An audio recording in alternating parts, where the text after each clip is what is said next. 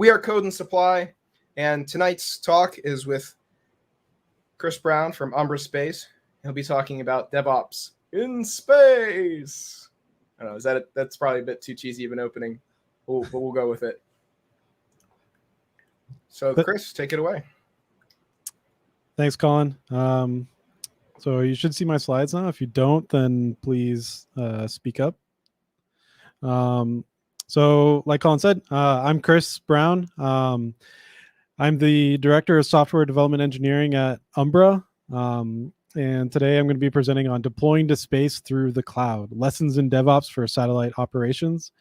I'm going to cover kind of Umbra, what kind of satellites we build, what's unique about them, what it means to work on software for satellite operations, and then some of the lessons we've learned since as we worked up to launching our first satellite in June, and then since then. Umbra was founded in 2015 by David Langan and Gabe Dominicello.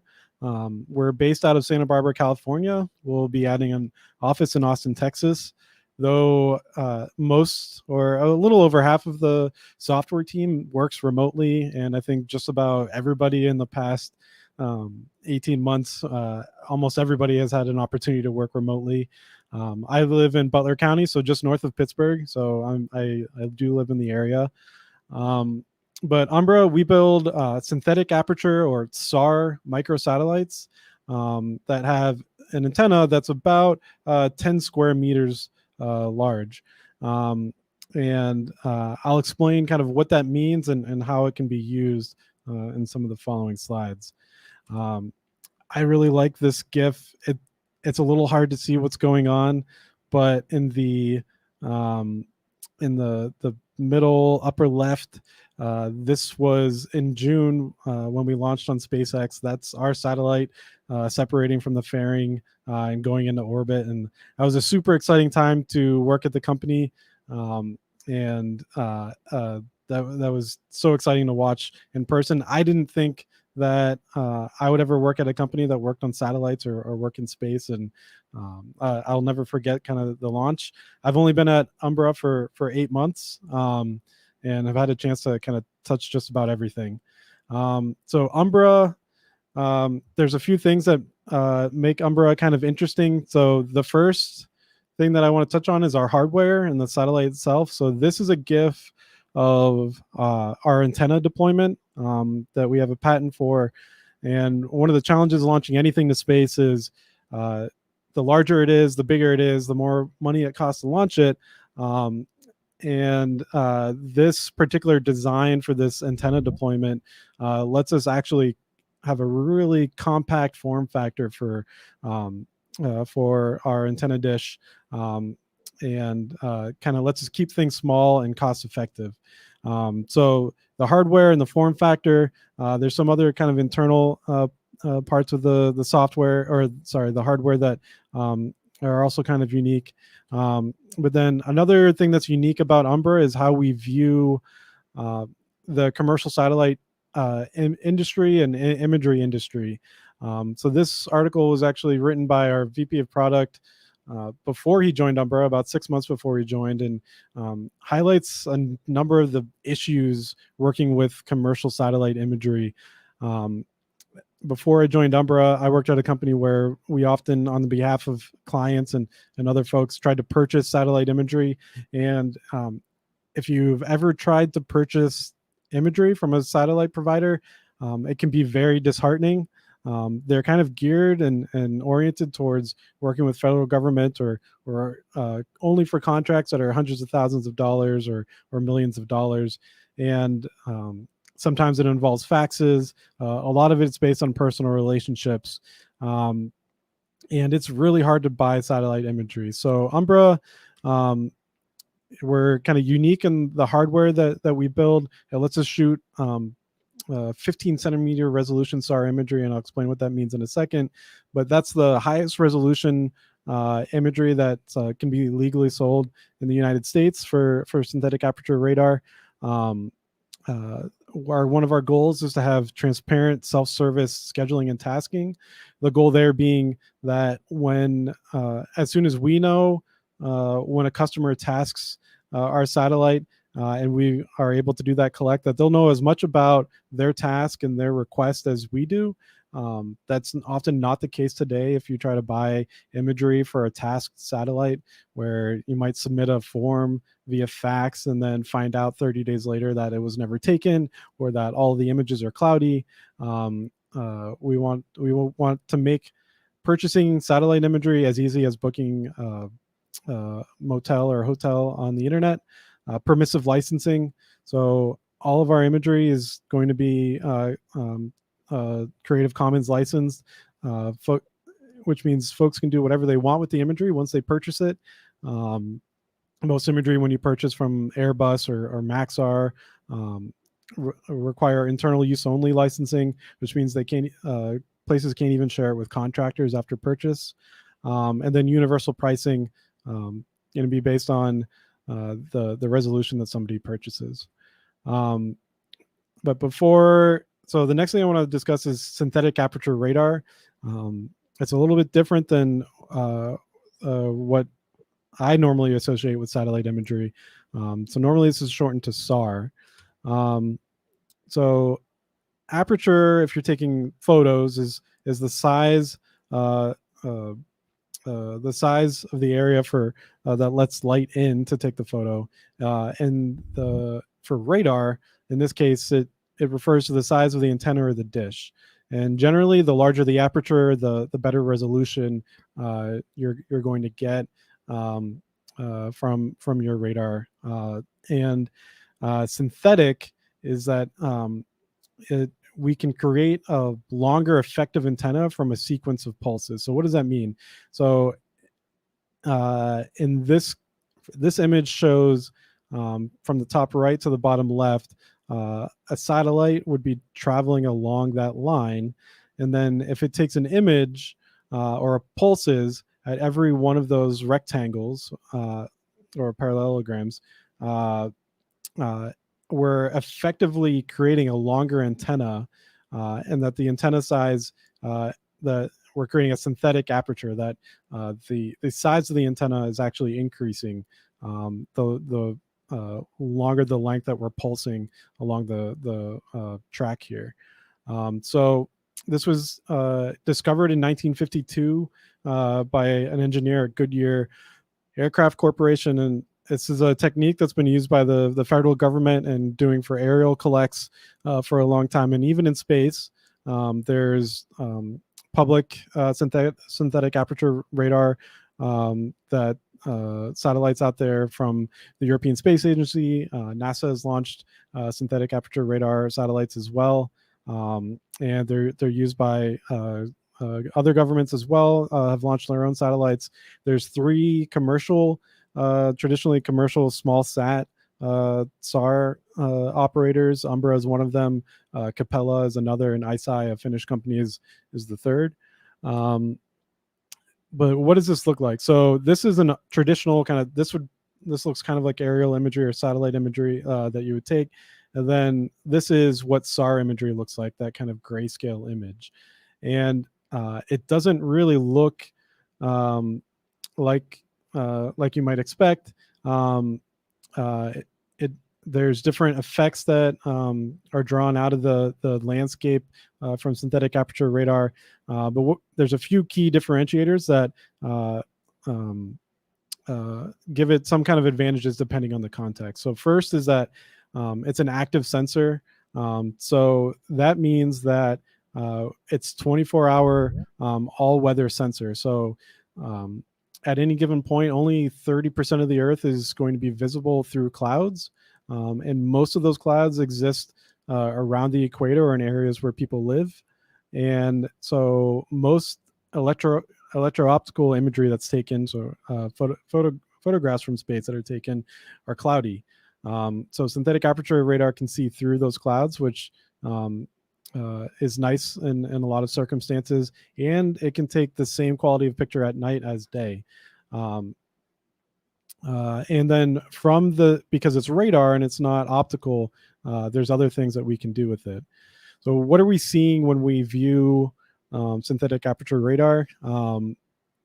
So we're actually measuring or seeing the response from radar pulses that are sent out. So rough surfaces or roughness will often return give us quite a bit of return. Sometimes we'll see like the red lines here, bounces, which can lead to some weird effects or artifacts in the imagery if you're looking at it. Depending on the type of radar that you're using, you can measure volume or other things. There's different bands of SAR. So Umbra, we launch X-band imagery, and the bands or X-band radar, and the bands affect kind of what you're going to see, or if you can see through, so to speak, different landscapes. So X-band, the wavelength is about 3 centimeters, which means anything 3 centimeters and larger is going to reflect back the pulse that we send. So some of these larger, like the P band, which is 65 centimeters, that'll see through foliage or other things, like all the way to the ground, for instance. So different types of bands are better for different types of analyses, but it's kind of a unique aspect of radar compared to electrical optical.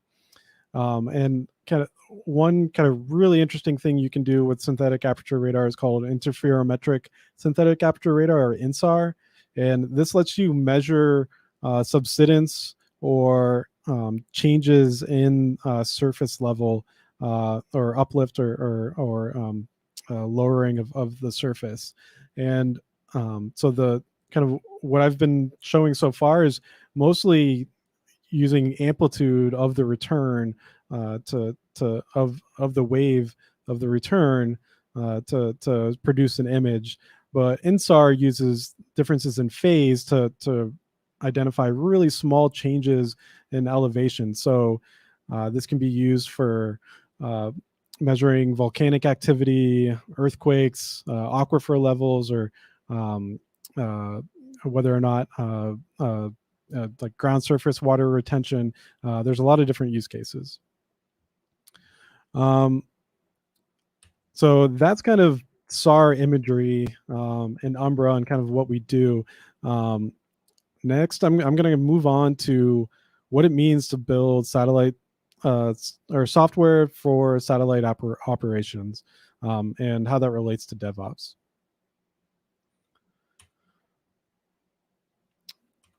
So first, give you some context for kind of how I ended up at Umbra and kind of what my experience coming into Umbra was.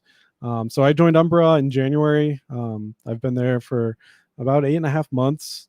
Before Umbra, I was building software for about 10 years, first as a graduate student. And then for 7.5 years, I was building web-based geospatial applications. And these applications ranged from building transit analysis tools for the World Bank, building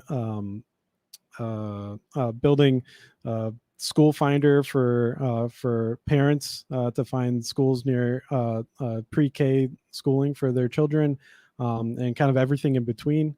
I mostly worked on the back end with Scala and Python, but I did have some front end experience, which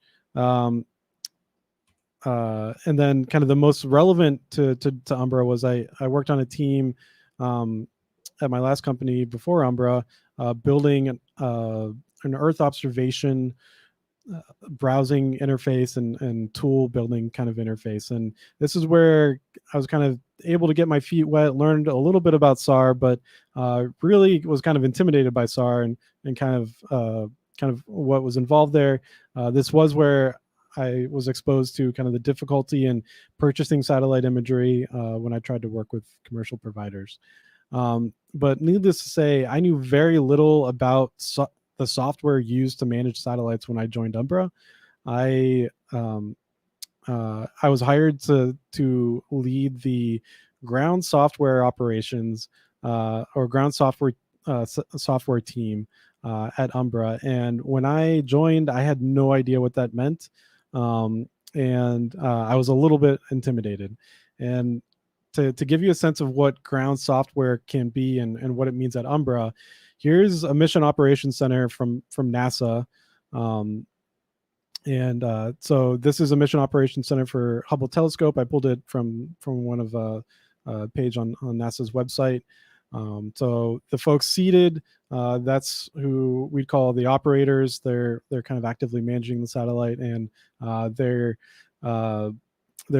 kind of managing the Hubble telescope here.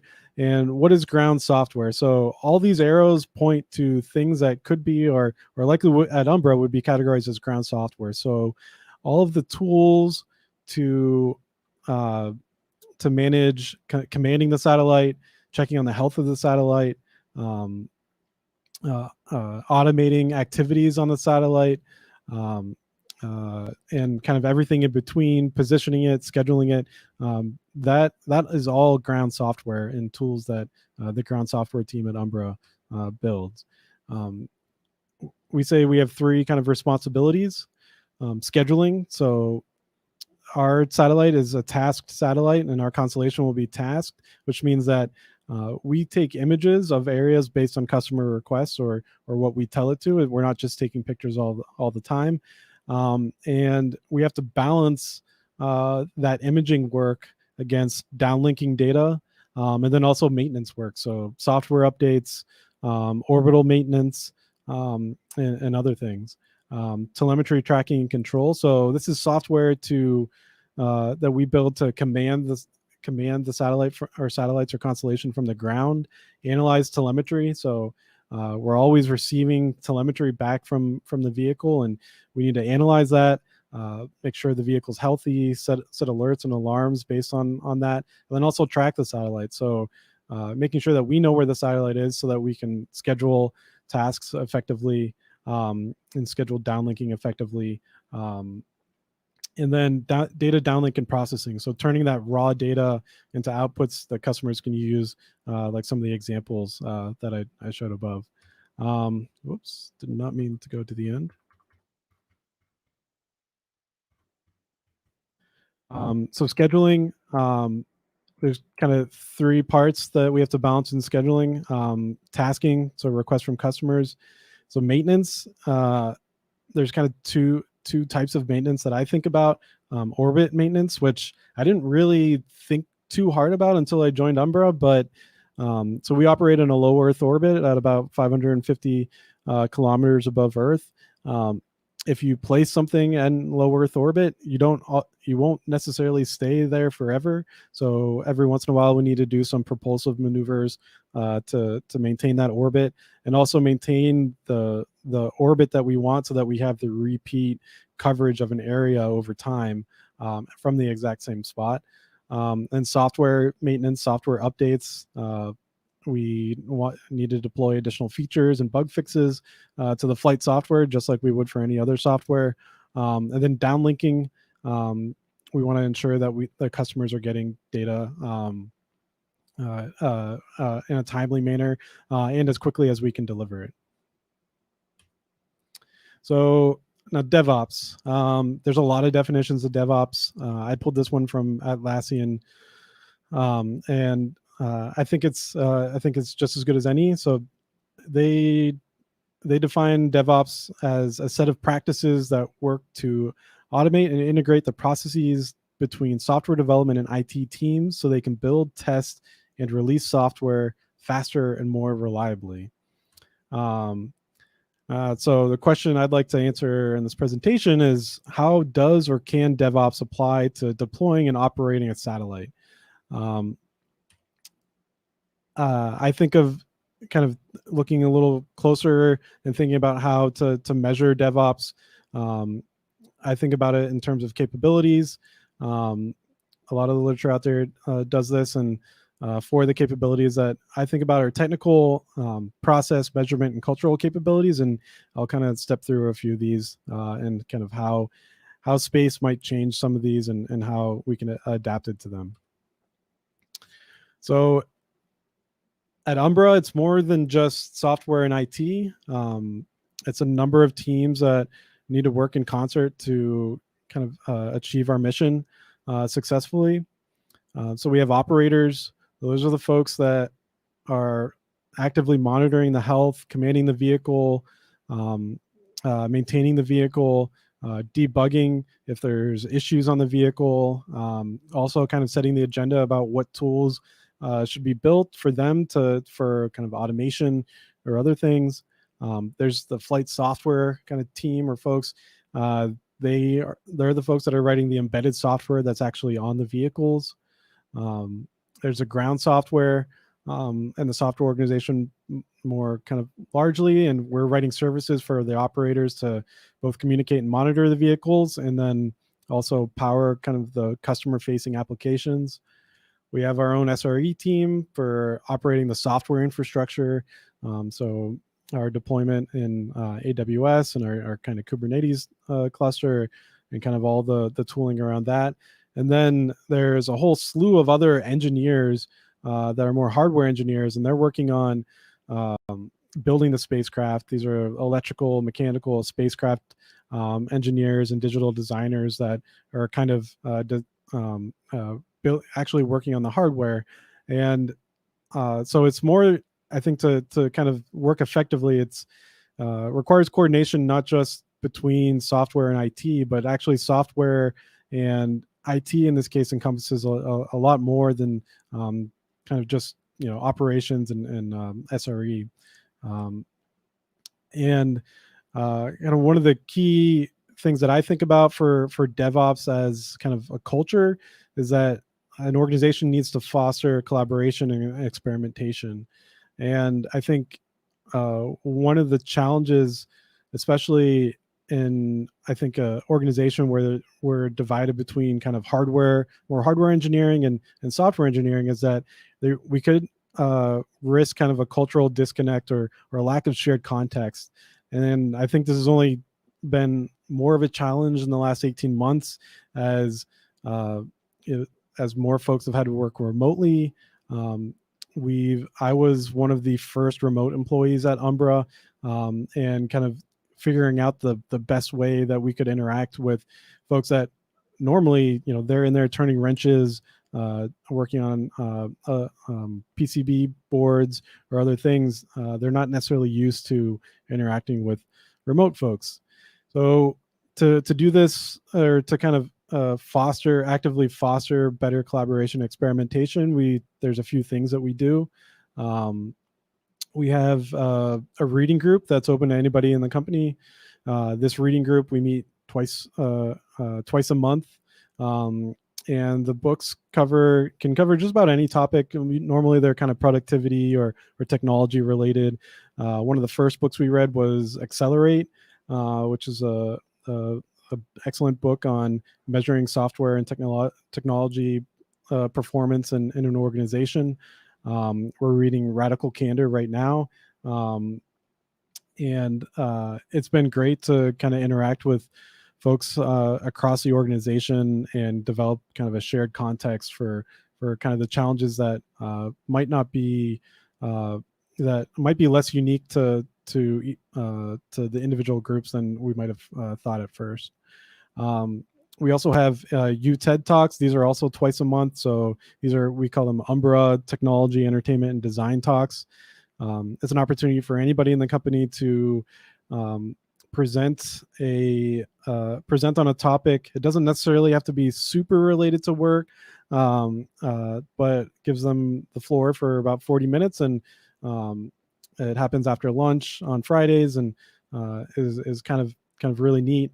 There's two talks that I've really enjoyed myself at Umbra. The first being how to stay fit and be active and stay healthy, and how that was important for kind of maintaining a positive mindset and being productive. I thought that was really excellent talk that I wouldn't normally have been exposed to. And the second was one of our operators. His specialty is in orbital mechanics. And before I joined Umbra, I knew nothing about orbital mechanics. And now I can say I know a little more than nothing about orbital mechanics, depending on how much I've retained. But it was really awesome to see him speak about kind of what his specialty is, some of the challenges of being an operator that has to think about our orbit and orbits of the constellation and what that means. And I think it really helps as an example of kind of now I have a better shared context of kind of what his challenges are that makes building software together a lot easier. And then also promoting cross-functional projects. I mean, in some ways, this is almost a necessity, but I think it's not every organization that I've been a part of necessarily embraces it wholeheartedly, and I would say that we do. One of the first things that I worked on when I joined Umbra was a project to kind of finalize the kind of user interface for commanding our vehicles and what that looks like for the operators. And I had to work closely with the flight software team because they wrote the software that's going to receive the commands after from the radio signal from the ground. And so we had to discuss what the structure of that encoded data looks like as it comes in. And I think like anybody joining a new job, I was super nervous. This is one of the first things I was working on, and everybody was talking about packets and frames. And I started to get nervous because, I've worked on web services, but I didn't really operate at that level, that OSI level. Like, I deal with kind of load balancers and web servers, but not TCP frames and packets. And to kind of everybody's testament, they were like, well, turns out it wasn't TCP packets. Turns out there's something also called space packets. There's a standard out there, and it kind of defines kind of what the headers look like for space packets and what it is. And I did get to breathe a little bit of a sigh of relief there. But then I got to learn more about space packets and frames and how that data can be encoded, which was super interesting to kind of learn. But in my mind, it was a great initial positive experience because we they were able to share their knowledge from the flight software and embedded side about why we use this protocol, this open standard, and we're very kind of helpful and kind of allayed some of my concerns joining a new job. So continuous delivery. Continuous delivery emphasizes small batches, automated testing, and the ability to deploy updates at any time. The idea usually being, every commit can be deployed, and it can be deployed quickly and confidently because we know everything passes through automated testing, and usually working to deploy and reduce that feedback loop between kind of getting your code into production. Well, that changes a little bit when your target isn't just software and a cloud deployment, or deploying to Kubernetes. Deploying software update to a satellite is different. It's longer, although maybe not as long as you might expect, but it still takes more time and takes a different amount of testing to be confident in that, because it involves some hardware testing, not just software testing. Debugging in space can be challenging. Luckily, we haven't had too many cases of this, but depending on where you're at in your orbit, you might not get another chance to contact your satellite for 90 minutes.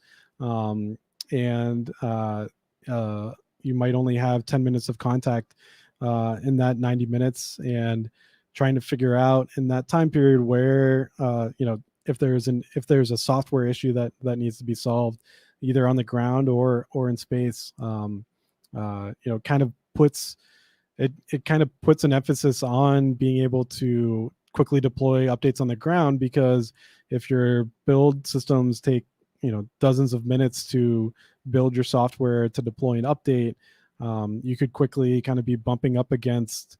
You don't have very much time to roll something back or deploy an update to solve a problem.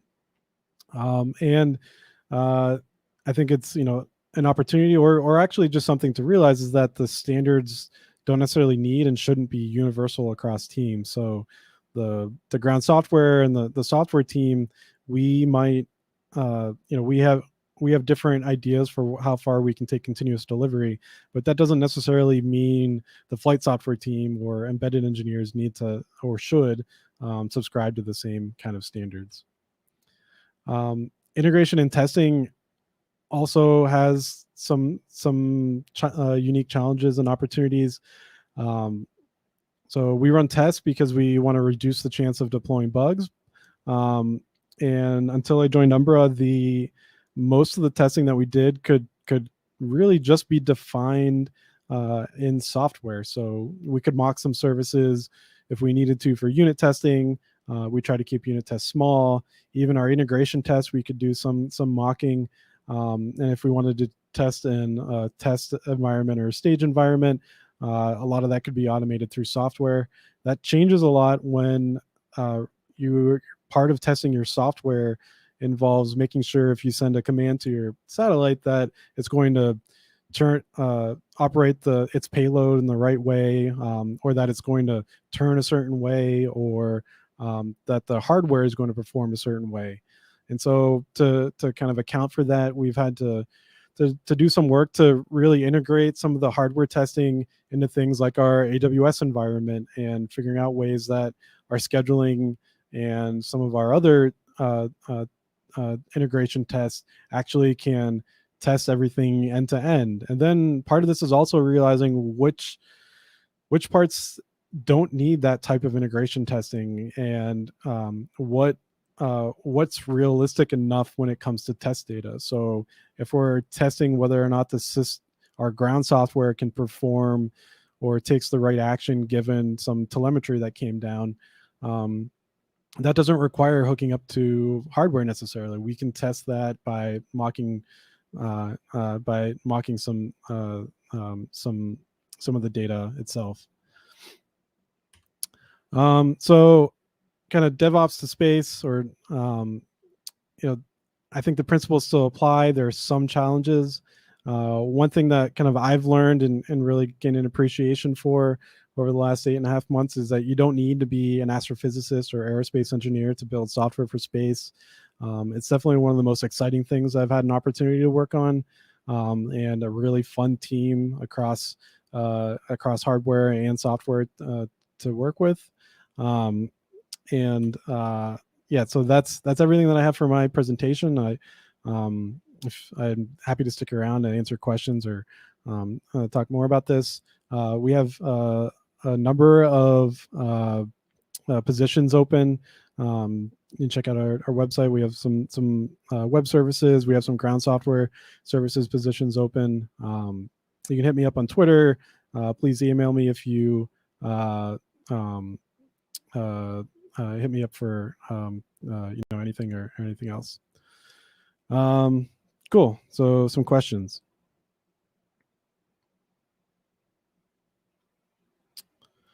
Colin, should I just take the questions? Sorry, I read it and forgot to unmute myself sillily. So Mario asks, how is DevOps tailored for flight software?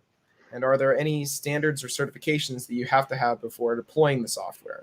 If so, how do these fit into your DevOps approach? So that is a good question. So for the flight software, some of the things that I discussed,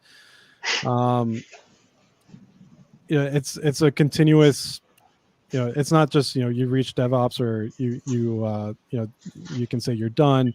One thing that we're actively working on right now is coming up with a way to do more automated testing for the flight software with that hardware in the loop, because some of that's kind of manual right now. And so that's like an aspect of part of DevOps that we're trying to tailor for flight software. Even continuous delivery is a little bit there, kind of ensuring backwards compatibility between software versions of flight software. Those are all things that are kind of span across teams and have cross-cutting responsibilities. There standards or certifications before deploying software. So no, not that I know of. There is I learned about this after we launched. There's like a NASA level, like software level,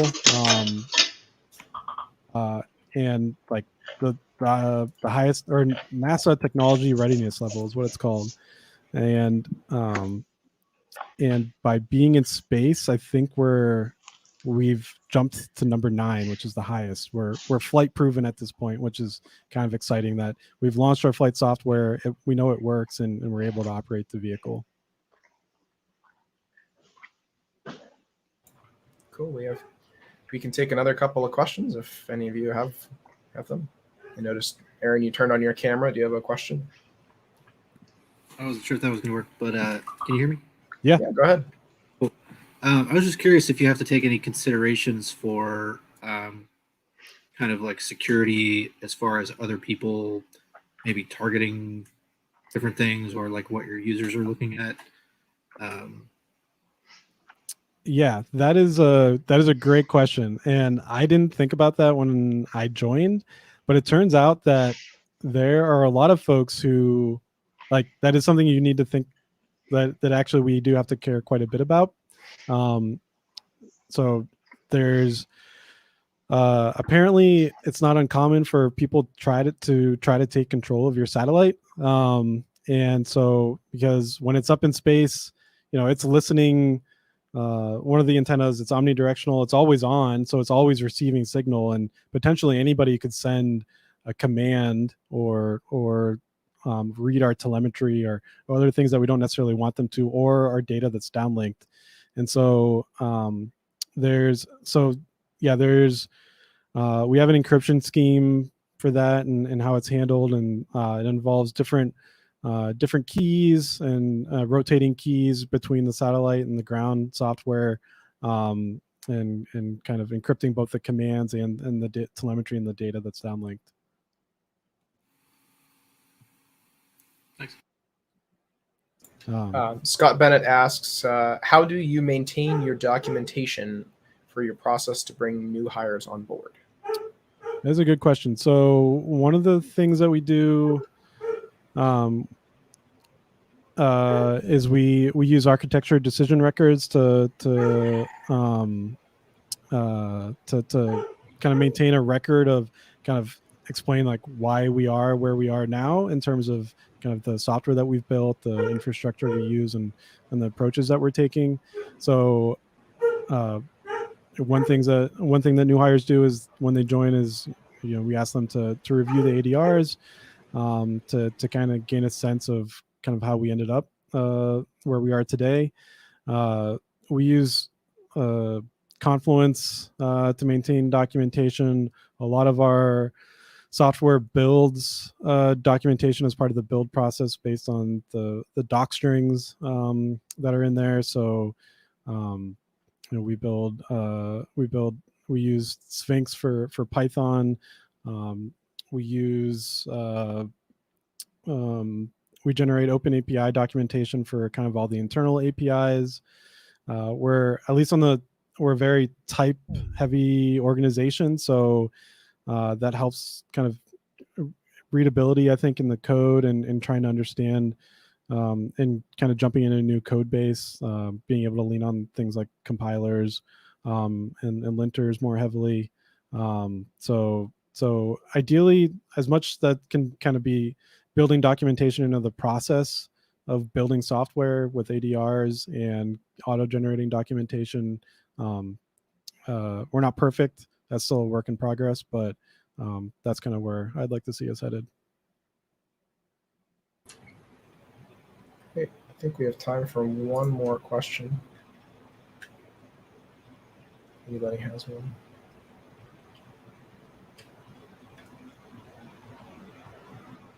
Hey, you've got one more. When the SAR isn't currently being tasked with an active job, what is it doing? So it's just hanging out. It's not really doing anything. So some things that we're thinking about. So ideally, that won't necessarily be the case once we're kind of more active commercially. We're still in the checkout phase of the satellite and checking out the payload, but we don't necessarily task it to do anything. There's limits on how much tasking, and for any satellite, how much tasking, downlinking, and other things you can do, because it relies on solar power with batteries. So we can't, like, for instance, we couldn't turn on the radar 24/7 if we wanted to, and there's other hardware limitations, like we couldn't turn on the radar necessarily for forever, just because it'll heat up the satellite itself and surrounding areas. So there's a lot of, if it's not doing anything, then that's okay, especially right now as we're going through checkout. But going forward, once we're taking commercial orders and that kind of thing, I don't expect us to have that problem, hopefully. Cool. Well, thank you very much, Chris. We really appreciate your putting this presentation together and taking the time to speak to us here at Code and Supply. Awesome. Thanks for having me. Thank you very much, all of you, for watching. And before you go, I do want to make sure that you all are aware that we are a member-supported organization. You can join Code and Supply at codeandsupply.co/join. We're $10 a month, and you're able to participate and support the community. You're welcome to go to codeandsupply.co/chat and join our chat network as well as codeandsupply.co/jobs to check out our job board, and of course /store to buy our merch. Other ways to keep us alive. Once again, I'm Colin Dean, and thank you for joining us on Code and Supply. Have a good night. See ya.